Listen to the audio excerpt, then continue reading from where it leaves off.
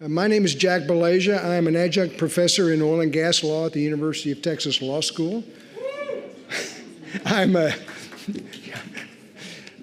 also the executive director of the Kay Bailey Hutchison Energy Center, one of the sponsors of Energy Week, and I'm glad to be here to introduce this next panel. You know, whether we like it or not, energy and law are inextricably tied. You really can't have an effective energy business without a full understanding and appreciation of the legal ramifications of whatever project or issues you are addressing. Understanding that relationship, the relationship between energy and law, is the job of the Texas Journal on Oil, Gas, and Energy Law, TJOGL, as we familiarly call them. I'm pretty proud of what this journal has done in the last 20 years, and 20 years is a long time. There are probably people on the journal now who were not born when it started 20 years ago. I was, but anyway, what they do is incredible, and they are celebrating their 20th anniversary today. I'm pretty proud to say that the current officers of the journal were all students of mine. So I have a particular amount of pride about what this journal does and what it accomplishes. Let me introduce the panel. Our moderator today is Brandon Seal, the former president of West Texas Gas Utility. The panelists are Becky Diffin, who's a partner at Norton Rose Fulbright, Austin Lee, partner at Bracewell and Patterson. Excuse me, Bracewell. Just shows how old I am. Cynthia Martinez, Senior VP and General Counsel of Energy Re, and Chad Smith, who is a partner at Kirkland & Ellis. I'm really glad all you lawyers were able to get away today. I know there's a lot of pressure on you to bill your hours, so thank you all for being here. We really appreciate it, and I'm going to now turn it over to our moderator, Brandon. Thanks so much. Appreciate it, Jack. Yeah, this is an $8,000 panel right here going on, these hourly rates. So as Jack alluded to, we all met each other on the Texas Journal of Oil, Gas, and Energy Law about 20 years ago. And so for the last 20 years, we've all had very blessed careers kind of riding this wave of energy prosperity that we've experienced. But I want to take people back, at least initially, to 2003, 2004, to these years, because all of us also were born or grew up in the 80s. And the oil business in the 1980s in Texas was not a good place to be. In the 1990s in Texas was not a good place to be. Nobody went into the oil business between 1985 and 2000 pretty much. And you know, it's really important, I think, and worthwhile diving in, you know, even deeper to the socioeconomic impact of that as well too. You know, that Texas had double-digit unemployment for a decade from the 80s and 90s. Nobody bailed out the oil business. Nobody bailed out our banks. I mean, it was something that, you know, left our housing stock in ruins. My family, we moved 10 times before I was 18 years old, and, you know, lost our house after making payments on it for 13 years. So in face of like that trauma, I kind of want each of the panelists to talk about what made them want to pursue something in energy law when that was not necessarily an advisable decision, at least in 2003, 4, 5, 6, 7, when we were coming out of school, but also kind of your specific journeys through energy law to the point where you are today. Yeah, certainly. So I guess I'll start on my end. So I was in law school around the years of the big downturn, 2007, 2008. And as I was kind of looking what I wanted to do coming out of law school, a couple of things. One, I can remember, maybe it was you, Becky, even like coming and talking to one of our like 1L classes about TJOGL and energy. And I'd had a couple of friends of my parents that worked with oil and gas companies. And so I'd kind of gotten to know them a little bit. And I just, you know, there was something almost kind of like romantic about the wildcatter, and there's something just like that kind of ideology to get out there that was still kind of around. But then as I was looking going forward, I mean, the shale revolution was starting, and it really seemed like that was one area of the economy that was actually doing well and kind of, you know, bailing out a lot of what was going on in the market more generally. And so that was kind of where I decided to, you know, at least, you know, take a shot at my career coming out of law school. Sure. And so I had a little bit different exposure to it. I had no exposure to the oil and gas business growing up, and went here to UT to do the PPA program, and came out as an accountant working as a CPA, and really hated every second of it. And at the time, you know, gas was, you know, moving up pretty hard, and one of my friends said, well, why don't you just, if you're going to law school, why don't you just come be a landman? And I didn't really even know what that was, but they took me on, and I worked a crew out in East Texas for Chesapeake, and it was my first exposure to the business, and I just fell in love with it. The deal-making aspect of it, just the tangible nature of being able to go out and, stand on the property that you're about to lease and talk to the people who own it, and those relationships that come from, the business relationship that you're creating.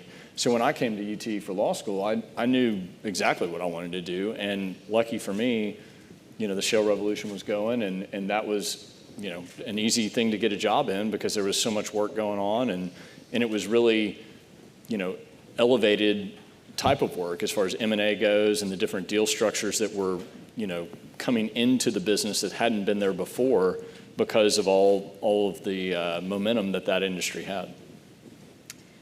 So for me, when I was in college, I went to work for the summer at King & Spalding as a project assistant in Houston, and I had never thought about energy at all, but when I got to the law firm, I noticed that all of the clients seemed to be in the energy business. So I thought, wow, this is something, if I want to be a lawyer in Houston, maybe I should think about this a little bit. And one of the coolest things they were working on was LNG. I thought, whoa, that's, really an impressive thing, very complex and interesting.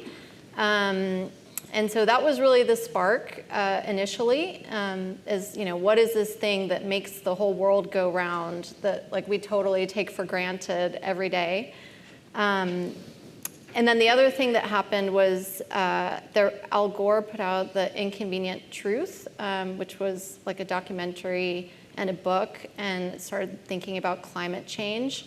And I thought, wow, I would really like to work on renewable energy. And so that was when I came to UT, I thought, that's what I want to try to focus on.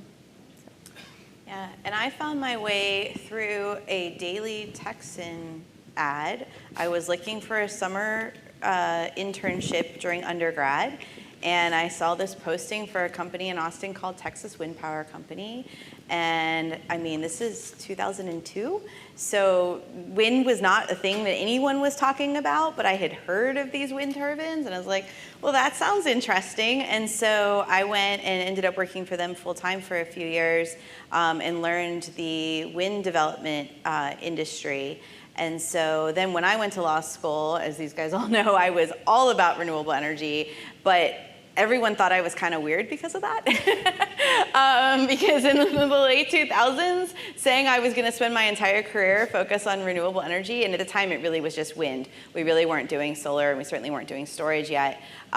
People thought that was super niche, and be very careful about putting all your eggs in that basket, which generally is good advice, but I think, kind of saw, at least hoped I saw where the industry was likely to go.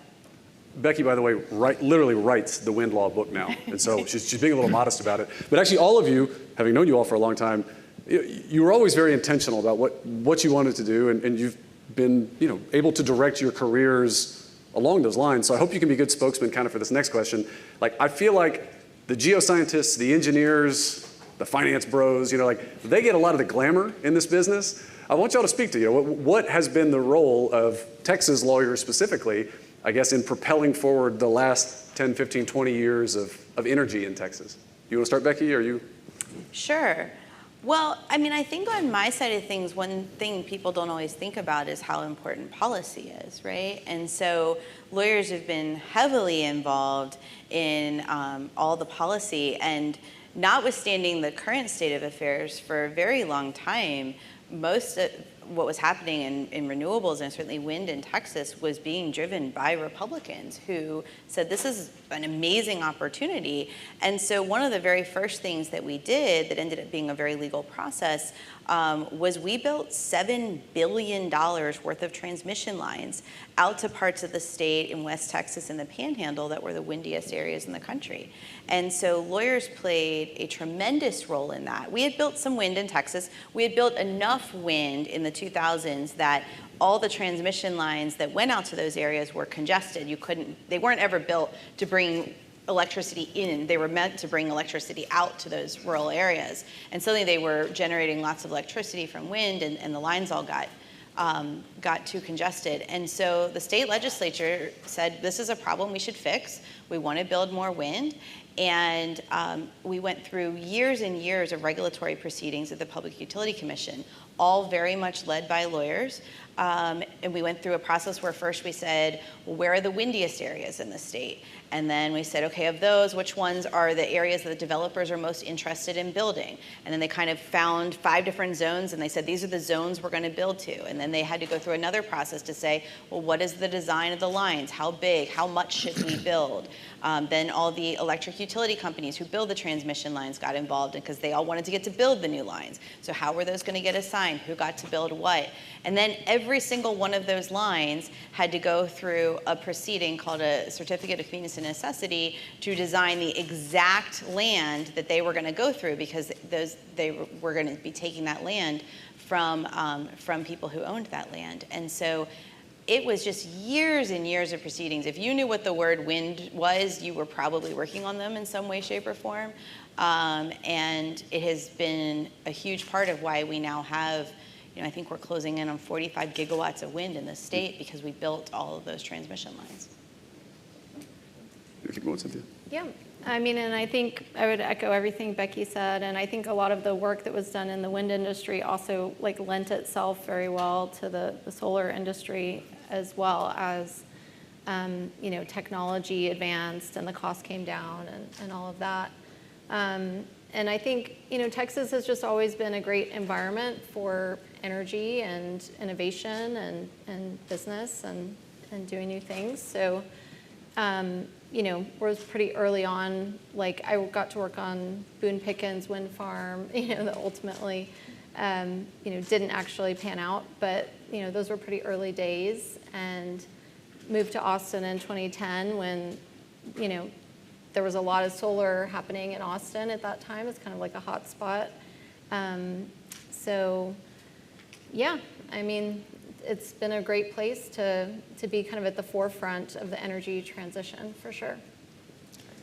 I mean, my experience is a little more on kind of the deal side of it. Chad and I are both deal lawyers, but the way that I think Texas has helped pioneer the M&A and the transactional landscape for energy law, at least on the traditional side that I can speak to, is, ever since the shale revolution got started, we've had different capital sources from private equity's always been a part of the energy business, but it got really focused on the energy business whenever things got really hot. And throughout our careers, we've really helped not just private equity, but other types of capital providers who have come into the space not really knowing some of the nuances and some of the jargon and some of the kind of idiosyncratic elements of upstream energy, helping them figure that out and translating that into deal docs, which I know that may not sound super awesome or sexy to a lot of people in the room, but it really is fun because you have to work with your clients, you have to understand their objectives, you have to understand their economic assumptions,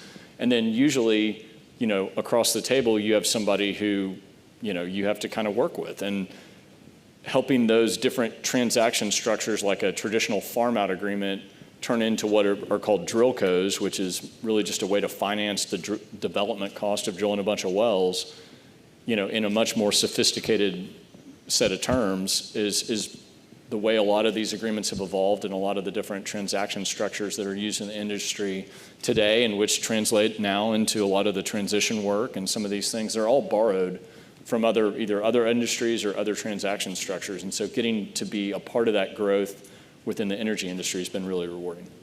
Yeah, I would say it's surprising that, I've been practicing for only about 14 years, but it's been surprising how many different new products have been thought up by, folks on the business side, kind of similar. You were talking about the drillcos. Well, we had farm outs, but a drillco is similar, but it is very different. I can remember, working on some of the initial drillcos, and it was just like somebody came in with an idea. One of the private equity guys had an idea, and they're just kind of like, okay, the lawyers now have to figure this out.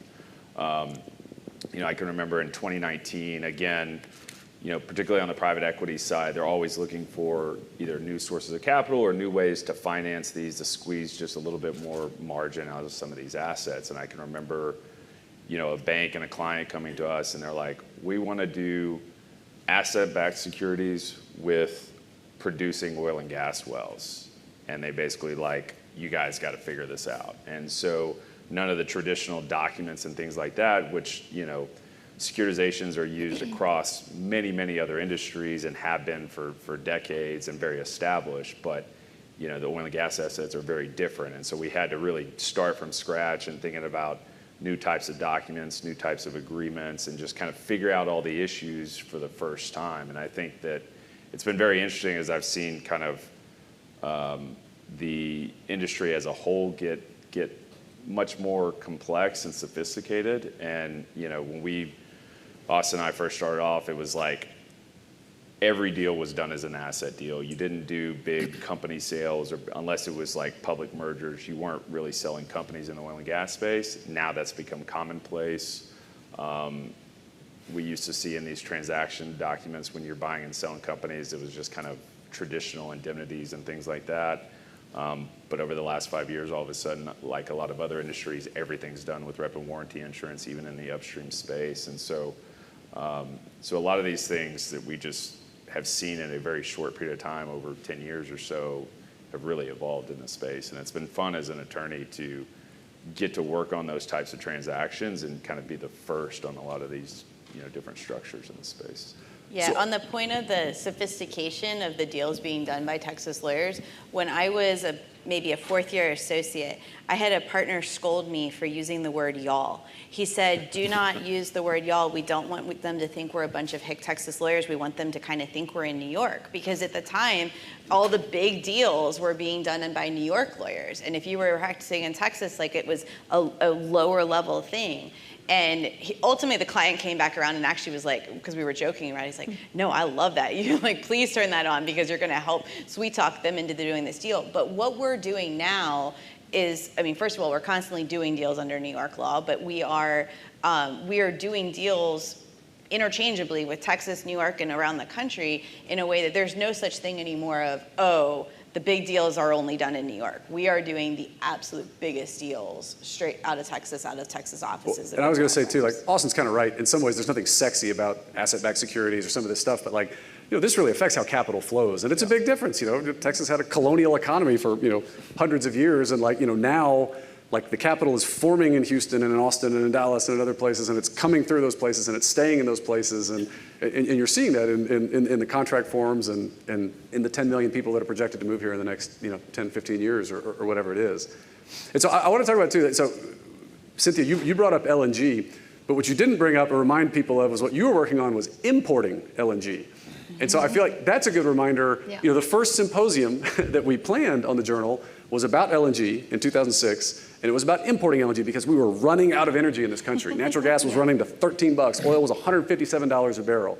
And how funny and quaint that seems now. And so I kind of wanted each of you, and Cynthia, maybe you want to start, just about, what have been the biggest surprises or changes in the energy landscape in your career?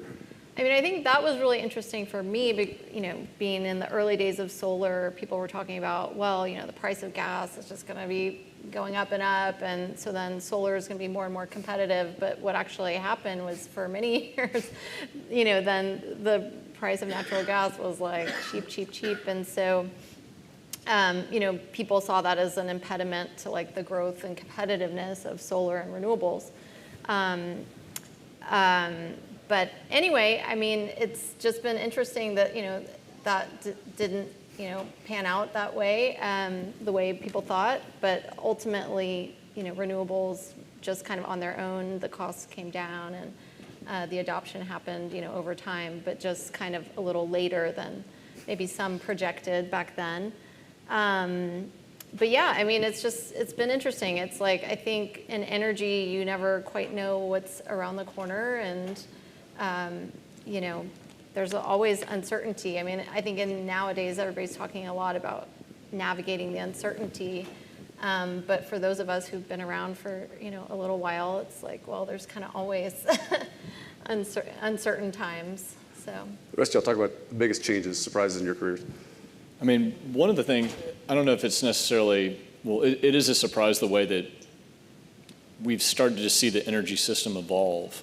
Obviously, since COVID and the pendulum, it really swung one way, and now it's kind of swung back and maybe in favor of the other. But But all of this stuff, when you look at like AI and power demand and all this stuff, I think power is going to be a big catalyst to link a lot of these technologies. And, and it's, an all of the above type approach that I think everybody recognizes we're going to need. It's just been really neat to see it evolve and to be part of that evolution and to really appreciate what factors, solar and wind and traditional energy and, maybe one day hydrogen or maybe one day, geothermal and how they can all support the same goal, which is, making energy available, abundant, cheap, and safe to use. I think it's also interesting how, like, what's old is new again. Like a lot of the stuff that we've been talking about at this conference and that frankly is taking up a ton of my time today is not anything new. It's just that it's actually finally getting traction. I remember one of the student articles on the journal when I was EIC in law school was like all about carbon sequestration, and it was something you'd kind of hear about and people were talking about it, but it seemed much more theoretical, at least on any kind of economic or large scale. And for the first 10 years of my career, there just wasn't that many, at least in the US, you really didn't see any of these projects. And now it's just like all over the place. We're working on massive projects, in the Midwest, on the Gulf Coast. There's just so many that have been greenlit, and I think you're seeing that with a lot of these different energy sources and technologies. A lot of this stuff was, talked about and people were kind of pushing it, but it really wasn't economic yet 10 years ago, and now it's just taking off, and it's kind of fun to see that kind of stuff that we were talking about, 10 years ago or when we were on the journal, and now it's finally 15 years ago, Chad. Yeah, that's true. 15 years ago. Yeah. No, I think mine, in line with what Austin was saying, is when we were first starting, when we were talking about renewables, we were like, how would we ever have more than 10% of the grid being run with renewables? Because they being intermittent and everything, and just to see the technology and the advancements of how we balance the grid, how we now have battery storage to smooth those peaks. Right as the sun comes up and everybody wakes up and turns everything on, and we have this big ramp up in ERCOT, suddenly batteries can help smooth us out just for those few hours. And then same thing when everybody gets home at the end of the day and turns everything on, and it can help smooth things out. And no one was thinking about, everybody was theoretically saying, yeah, we'd love to have storage, right? But not that it would be able to be done in any sort of like economic way. And yet look at what we're doing now, and we're mixing so many different types of fuel and types of generation. And that's what's most allowing us to weather all the different types of challenges we have, right? So during Winter Storm Uri, the fact that the sun was shining was huge because we had solar when all of the, gas plants were freezing. But then, we have other days where maybe it's really windy and that helps us through. And then, we want to build more gas plants, but we can't get the turbines right now. So we just had like 3 projects get canceled in the last couple of weeks because it's years out to be able to get the turbines in to build the new gas plants. So we have challenges in every different type of generation in building more. And so we can't just do it with any one, but being able to use a variety of different types of technology helps us as we run into different development challenges. And then once they are built, I think really helps run the grid when we have different options available, because we see, you look at the ERCOT profile every day and you see what is the most of the generation coming from. And it's totally different day to day, depending on what's going on. And so I think having that variety and having the increase of all of the different types to me, has been really fascinating to watch. So none of you said the shale revolution. I feel like that was the answer I was looking for. But was that like implicit in some of your answers kind of too? Was it somewhere there? Yeah. Let me piggyback off of what Becky was talking about. Because I kind of ask a hard question, I guess, too. It's easy, especially in this setting, in an Energy Institute, to talk about all of the above, and that makes a lot of sense. But I want to dive in, like, is there a tension? Is there a tension between energy sources? And some of you work on projects across both sides of it, but is there fundamentally a policy, legal, capital flows tension between renewables and, call it, oil and gas? I think there's way more tension than there needs to be, because I think we need to build everything. Austin made the point, which I'm sure we'll talk about where's the future going, but maybe just to get there, right? We need so much more electricity. A a search, a Google search compared to a Chat GPT search is 10 times more electricity. We're moving in all this direction of data centers and AI and all of that. We just need so much more. And we need more renewables, we need more gas plants, like we are going to need everything. And so I think if everyone could stop fighting about which one and just say, let's build both because we really need both right now, I think we could be focusing a lot more energy into actually solving the problem than just having it have to be this either or thing.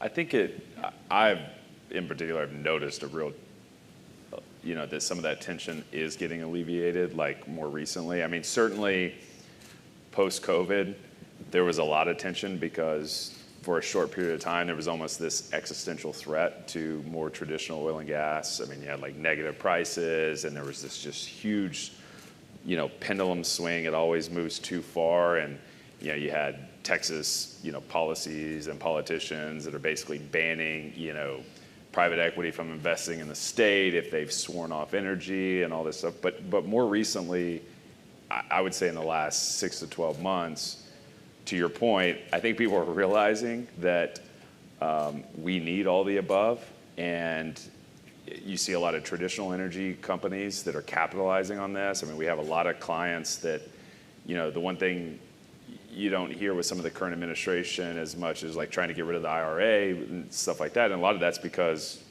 the oil and gas companies are, some of the biggest beneficiaries of that. And so I feel like that, totally agree that there's been a lot of tension. There's more than there should, but I've started to really kind of notice that everybody's starting to see that this power revolution, the pie is going to be massive, and there's going to be a lot of winners all the way around, and we're going to need everybody. That's the question. Is it coming from some kind of pragmatic consensus, or is it coming from this just tsunami of demand that's... I think it's a tsunami of demand. I don't think that there's companies and decision makers are always going to act in their best interest, right? And I think right now in the market, you see that it's in everybody's best interest that we've got to fill this massive gap that there's going to be between like demand and the current pace of supply, at least on the power side. Well, the other thing is, I think, yes, the ESG kind of movement that came right after COVID, in some ways, there was definitely a lot of political, pieces of that, but there was also the fact that, the industry I serve, the industry we serve, was not doing a very good job stewarding its investors' money. And it was almost, in addition to the political wins, there was a convenient kind of cop-out for a lot of capital providers. Yep. There were some people who were doing it on political lines, and where it all trickles down is our clients' capital sources got dried up because of either ESG or maybe the inconvenient or the convenient piece that public companies were not returning money to shareholders. So as that has changed, both on the political side and our industry getting things in order, capital's come back. Yep. And that is, kind of coupled by the whole, we can all make money now, and so it needs to be an all of the above approach. Yeah. So. I think it's gotten better, over the years as renewables is like more mainstream, as there's more consensus around the fact that we do need to address climate change. Not only do we need to, meet the demand for energy, but we need to do both. I think it's just gotten much better. I noticed a big shift like around 2018, 2019. I was working for Total Energies, big oil and gas super major. They're formerly Total. They changed their name to Total Energies to be like, to kind of signal to the world that, okay, we're not just oil and gas, like we're gonna do other technologies as well. And it just seemed like it was just more of like a movement to be more, it's not, it's like a false choice. It's not an either or like sort of thing. We need all of the above. So how is Texas going to do specifically into this new future with, with its own independent grid, with a very public failure of that grid 4 years ago, or whatever that was, with, a political establishment that is strongly pro-oil and gas, but with some interesting history toward renewables, maybe a pro-investment bent that colors that differently. Mm-hmm.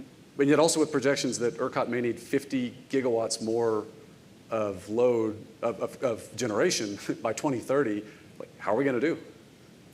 I mean, I think we're blessed with a lot of resources to, you've got university lands out there getting into the game on a lot of these different technologies, and they've got a lot of land to use, especially, when you talk power, data centers, solar, wind. I mean, and we have an industry, not just the oil and gas industry, an energy industry that people get it. We have, a lot of talent as far as engineers and geosciences, and I think we're well positioned to take advantage of all the different opportunities. And I think that all these challenges are opportunities, and I think we've all really been the benefactor of throughout our careers. The shale revolution was a huge opportunity. I mean, you started seeing 28-year-old CEOs for these portfolio companies who were selling their company in a year and a half and making a lot of money. I mean, so as these things change and technologies come in vogue and capital providers change, I mean, there is opportunity for all the different disciplines in this business, and there's a lot of translatable skills that go across from them. So I think Texas's workforce and their general business environment is well suited for it. Let me ask it differently, a little more provocatively. What could derail Texas's success, continued growth over the next 10, 20 years? I think the back and forth fighting that we were talking about, right? I mean, if we have there's some bills in the legislature right now that would be very chilling to parts of the industry, and they're very targeted at specific types of generation and not others. And instead of just saying let's help all generation get built like we need to, and they're very much meant to stop certain parts. And so if we do that, when we need to be, building everything, we're going to have really big problems. And then likewise, obviously, everything that's happening in DC right now. I mean, the tariffs in the last 24 hours, right? The cost of every single thing that we're talking about building is going up. And so how are we going to pay for all this? And at what point is this tension between this need for so much more electricity going to be met with the fact that people just aren't going to be paying for it at that level? And then what happens? I don't know the answer to that question. But so, I mean, that's where I think we need to be focused on what sort of policy can we be doing to build more, as opposed to things that are going to keep us from even building at the rate we have been, which even what we've been doing the last few years is not enough right now. Yeah, I totally agree. I mean, I don't think we can have a lot of these policies, or if they do get passed, that try and signal out and decide what type of, energy source, we can use. That is a very bad policy. If it can be done economically, we need to allow it, because, I mean, you just look at these projections, and I mean, even if at a discount on, what the expectation is for demand, we're going to have a hard time filling it on the supply side. How does oil and gas deal flow do if oil goes to $50 a barrel and steel's 25% more expensive? Yeah, it's not a good environment. No. It makes it harder to drill, and it makes services companies get slashed because they don't need as many, not as many rigs, not as many operations. And I mean, those are the boom and bust cycles, but that we've all experienced 2 or 3 different times now since the start of our careers, which they're unfortunate, but they happen. I think as far as but a lot of that's, I mean, it's a global pricing market. So I mean, I think a lot of the derailing that could come from is at the government and policy level is trying to pick winners and losers, instead of, like Chad said, just get out of the way and let all this stuff happen. And I think that, there's several podcasts that you can listen to that are really good about this, but, they made the point that if it's not a top down, you have to do it this way, forcing policy to, drive where the industry is going to go, if you free it up, then people who have competitive advantages in different areas are going to specialize, and that's how technology will evolve more seamlessly and more naturally. But back to Texas, I mean, I think we have the elements to drive forward technologies in a bunch of different areas, given the natural resources and the workforce and all the things that we are blessed with as a state. And I think it's good, particularly in Texas, that a lot of the biggest, new demand is coming on, the data centers and things like that. They don't necessarily need to be right next to a population center. And fortunately, where all our energy is at is not near, population centers. And so that's why you're seeing so many of these projects out in West Texas and kind of the middle of nowhere. And it's really a great environment. You've got cheap land, you've got low regulation, you've got abundant energy source, and a lot of that energy source has had nowhere to go. I mean, for years we've just been flaring the gas in the air because the infrastructure hasn't been there to get it to a source case. I mean, Still not there. It's still not there. I mean, I was, talk about different things in our career. I was, working on a lot of like crypto mining units and businesses, just trying to do it. And now we have the data centers and we have use cases that we can do, and we can just put it right there, and we don't need all the infrastructure. So I think that there's some real opportunity for Texas in particular to be a leader on a lot of different fronts as long as we So don't do get y'all in our think, way. is Texas going to win this data center game? Like, are we going to get more data centers to come here? Then follow-up question, is that really winning? Is that a good thing, or does that create new grid instability or something to that effect? Well, I think you'll see behind the meter is another, Exactly. interesting, like kind of co-locate the generation with the data center so it's not even interrupting the grid. And what's really good about that is you don't have to build transmission lines and all of those. So I mean, that's a huge piece of our firm's business that we've been looking at. But yeah, I think it's a win to get these things in there. Hopefully, it gets a new transmission system built too. Or distribution. We have microphones up here, so I guess I want to give an opportunity for people to come up and ask questions. And while people are doing that, if they have questions, I want to pose another one that we keep kind of floating around. I guess Becky probably brought it up, but Texas isn't the sunniest state. It isn't the windiest state. It's close, maybe. It doesn't have the most oil and gas. It has quite a lot. But so really, can you point to other policies like the CREZ lines or something like that? What are other policies or frameworks in the Texas regulatory environment that really have made this such an energy superpower in the last couple decades? I mean, historically, it has been, and at least as of today, is still a very easy place to build any type of power plant comparatively, right? The permitting regime is low. Somebody comes to me with a new deal, and and we're talking about who all would we need involved. The permitting is like really low on the list of things that we need to worry about because it is such an environment of let's build. And I think that's why I get so worried when we see things that might make that change, because that is a huge reason that it's so easy. Having our own electric grid has also been really helpful. Obviously, it sometimes has its challenges, but what it has done is allow us to move through the interconnection process much more quickly. So one of the things that is the single largest holdup in getting more projects of any type of power built in most of the country is how backed up the interconnection queues are. And so it takes years to get through the studies and get your chance to get your interconnection agreement so that you can build your project and connect it to the grid. So behind the meter avoids that. If you're somewhere you can do behind the meter, but the fact that we've been able to do that so quickly and efficiently in Texas is one of the big reasons it's been so easy to build here. Yep. Is that a question? I'm circulating the mic, so. Hello, my name is Megan. I am a pre-law student here at UT, and I am planning on entering the energy industry. The number one thing that I've heard that I should do in preparation of that career is learn everything that I can about the industry, but I found it very difficult because I've learned as I went along that everything is mangled with political motivations, and I've had a really hard time finding non-political, politically neutral sources of information on the energy industry. And so I was wondering if you have any voices or sources or places where I could go to or young students could go to for information on the industry, specifically on the legal or political regulation side of things. A little less legal, but like on the Vaclav Smil is one of the best, and UT's own Scott Tinker from the former Vaclav Smil, S-M-I-L, is one of the best kind of neutral observers and studiers of energy and energy systems and how we use energy. Actually, I think his best book is called Energy and Civilization, is a great one. And Scott Tinker, formerly the head of the Bureau of Economic Geology here, also does some really phenomenal numbers-based rather than ideology-based works. But those are less legal answers, but I'm curious.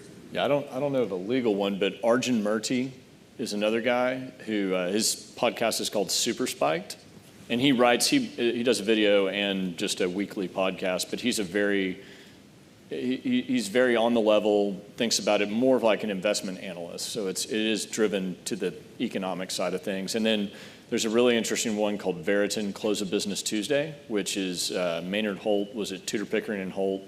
He now has somebody come in and I mean, they're big names, everything from like Daniel Yergin to Scott Tinker to, and he'll have lawyers, he'll have bankers, he'll have engineers. He had, just people from Canada whenever the tariffs got announced, and they can kind of, it is pretty even keel and not slided towards one way or the other. Yeah, there's a question over there, but while I'm bringing you your mic, I'll just put a plug in for the Longhorn Energy Club. I don't know if you saw the panel before this, but there, we have several student clubs who are full of students just like you trying to just learn about energy. Longhorn Energy Club is one of them. There are several others. We have the TechC program, which is a little more focused on entrepreneurship and innovation, but if you want to be surrounded by a bunch of energy nerds on campus, that's a great one. So there are these student organizations and ways to get involved in organizing Energy Week. We're always looking for help on that as well. I just realized too, we should have said the Texas Journal of Oil, Gas, and Energy Law. Yeah, there you go. You need to go back and read. Especially for you. There's 20 years of issues on this, so yeah, go read that. George. You're right here. The KBH Energy Center, I've been coming here ever since they started. And the thing that amazed me is I learned things that the liberal press was not telling me. And if you just stick around with the KBH Center, the various conferences they have, the speakers they have, and you'll have more unbiased information about the energy business that you'll get anywhere else. Good plug. Any other questions? I'm going to do a last round of last word. Go ahead, I guess. Or Chad, do you want to start? Give us, what is the future? What does the future of energy look like, and what do you see your role being in it going forward? I guess the good and bad about being an attorney, at least at a law firm, is we decide less where it's going and facilitate where other folks are driving it, which is kind of fun. And so I'm just excited to continue to be a part of it and look forward to, being on many more first transactions that, for me at least, are the most intellectually exciting because it's something new that I've got to figure out and draw from different things. Yeah, no, I agree with Chad. I mean, that is one of the best parts of our job. But just with the pendulum swinging back over and all above approach taking hold, I mean, just getting to do the role for traditional energy, I think is going to be a big one, and it's going to be the future both domestically and internationally is going to be really exciting for traditional energy. I mean, I think the biggest trend I'm seeing nowadays is just the dramatic demand for power in the U.S. It's projected to increase 50% over the next 15 years. Driven by the electrification of the economy, the electrification of transport, demand from data centers. So I think despite kind of some of the headwinds that you see in the policy world, I think that the trend will continue, that we need much more power. And that includes, lots of different technologies and sources. So that's kind of what I'm interested to see how that plays out. And in terms of new technologies or newer ones, I think offshore wind is really fascinating. With the turbine sizes increasing, the amount of power that can be generated is just massive. So right now things are kind of on pause there, but if you look around the world and see some of those projects, I think that's pretty exciting.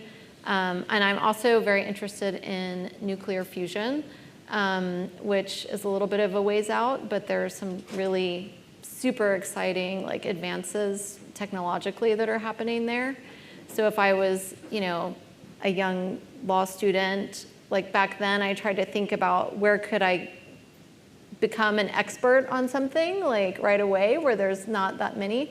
For me, it was solar energy back then, but if I was in law school today, I might be looking at, some of those things. Would you venture a date on nuclear?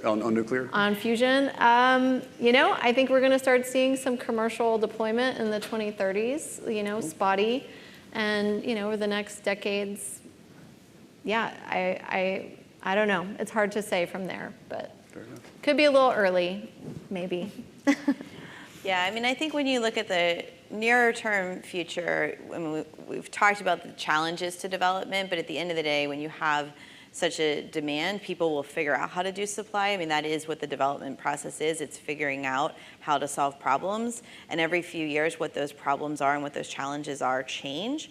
But these industries, I mean, I think Austin said earlier, I mean, have just incredible amount of talent that does a great job of figuring out how to solve these problems. And so I think there may be some bumps along the way in how much we build year in and year out in the next couple of years. But I think that we're going to have to figure out a way to meet this demand, and I think we will. And then I totally agree with Cynthia. When you look a little bit further out than that, it's technology we probably aren't, well, I would say we may not be thinking of. The engineers sitting here that are doing all the research, you guys should be the ones telling us, because when you look 10, 20, 30 years out, I mean, if we looked 20, 30 years ago like we just did, there's technology. We weren't expecting the shale revolution. We weren't expecting all these technologies on the renewable side. You guys probably know what the next things are, or at least that you're working on, and hopefully some of them are going to work. And what we're building will be totally different. And to me, that's the most exciting thing, is that it constantly is changing, and that I have no doubt what we will be building in 20 years will look a little bit different, and we'll solve these problems even better. We're the industry that powers every other industry. All right, a round of applause for our panelists. Thank you.